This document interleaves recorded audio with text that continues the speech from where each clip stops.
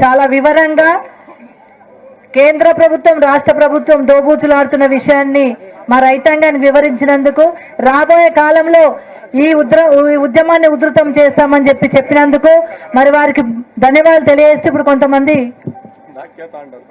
పార్టీలో జాయిన్ అవుతున్నారు కాబట్టి వాళ్ళ కండువాలు కప్పాల్సిందిగా అన్నను కోరుతూ, భోజనాలు ఉన్నాయి దయచేసి. ఇప్పుడు జుబేర్ గారు ఓట్ ఆఫ్ థ్యాంక్స్ చెప్పాలని చెప్పి కోరుతా ఉన్నా. ముందు పాపనాపేట్ మండలాలకు చెందిన డాకియా తాండాకు చెందిన ముఖ్య కాంగ్రెస్ నాయకులు మన పార్టీలో చేరబోతా ఉన్నారు బీఆర్ఎస్ లో. దాంట్లో ముఖ్యంగా ఎం రాజు నాయర్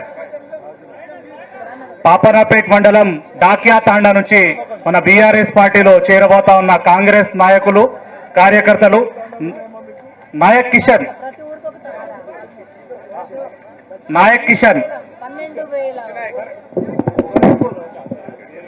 విఠల్ నాయక్ రైతులందరూ మళ్ళీ బీఆర్ఎస్ ప్రభుత్వం వైపు, కేసీఆర్ వైపు చూస్తా ఉన్నారు. పరశురామ్